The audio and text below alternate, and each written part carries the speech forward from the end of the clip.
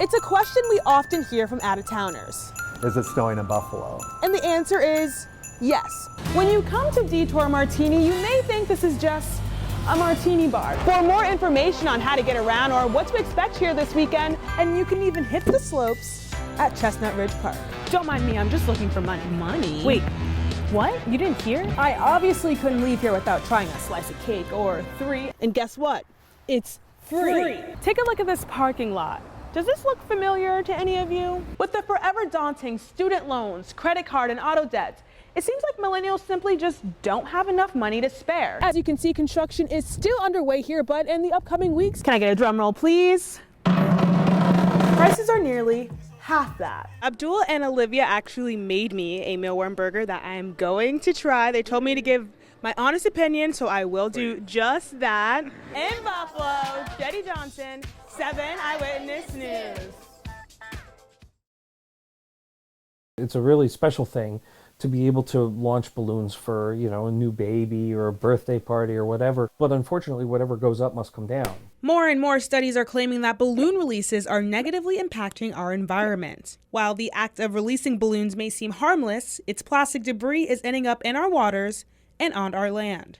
We're harming wildlife in our environment. In Western New York, it is fish and shorebirds that are most affected by this. In fact, according to a study by Scientific Reports, balloons are 32 times more likely to kill seabirds than hard plastics. There are thousands of balloons collected each year throughout the Great Lakes at cleanups, so the risk is very great and has a local impact. Another study shows that balloons found on beaches and coastlines have nearly tripled over the past decade. Most environmental problems are not huge, cataclysmic, earth-ending problems, but it's death by 1,000 paper cuts. Each little thing, each straw, each bag, all of those start to matter when they accumulate. So is one balloon release a big deal? No, not really.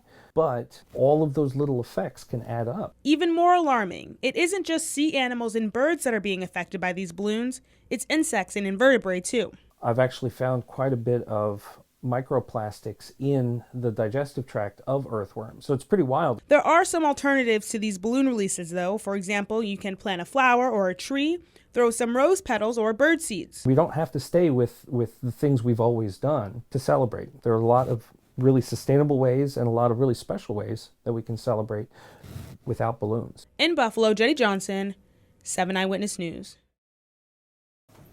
That's you. That's me. A little bit younger. For the past 50 years, Anna Sapansky of Cheektowaga has gone to almost every single Buffalo Sabres game. Here's my jersey. Sitting front row, right on the ice. So do you think the team knows you all? They know her. Her close proximity to the team has left her in the background of many news articles. That's me in the New York paper. I think there's another one. Yeah. But her close proximity to the ice has also left her with some bruises. See these 2 pucks? Yes. That's what I got hit with. This is the one from Wednesday. Wednesday, and this is the one that from the last game of the season. They're side And by this side. is my trophy. You're the fan of the year. Yeah, fan of the year. You look magnificent. The Sabres are so happy that you're here, and to honor your presence here and your continuous support with the Buffalo Sabres, we want to present you with the Sabres Fan of the Year trophy. Anna has been taking her kids to Sabres games since they were young. We're a sports family. She has even converted her son into a season ticket holder himself. This is those ticket stubs from every game that I went to, and I went to all of them the first year of the team's existence. This ticket stub in particular is from October 15th, 1970, the first ever home game. I have been there since the beginning. I'm going to go until I'm physically unable to attend anymore. Me too. Me too. And after 50 years of highs and lows for the blue and gold, Anna is hoping that this year may be, just maybe, the year that she sees her favorite team hoist the Stanley Cup. Go Sabres. In Cheektowaga, Jeddy Johnson, 7 Eyewitness News.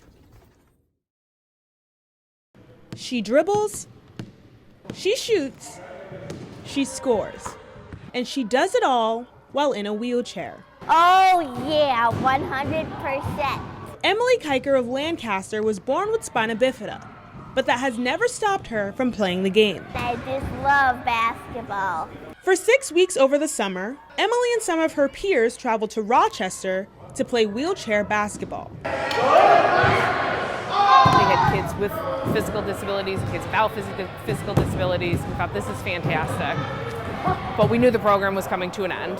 So Emily's parents decided to start a basketball league called Buffalo Wheelchair Basketball. And how do you feel about that, Emily? It feels amazing. The team began in October here at the Boys and Girls Club in Depew, and it has already grown in size. The first week we had 5 kids. The next week we had 8 kids. Then the third week we had 12 kids. And now we've got 18 to 20 kids every single week.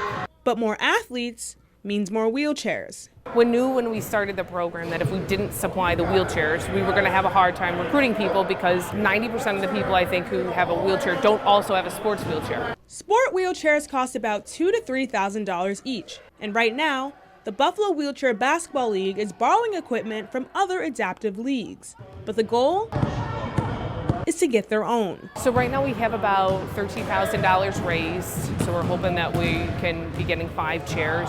We're initially hoping to get 10, but long term we would need 20 wheelchairs because we've got 18 to 20 kids on the team. If you guys could please donate, and you can also email my mom so they can let us know so we can get more wheelchairs. In Depew, Jeddy Johnson, 7 Eyewitness News.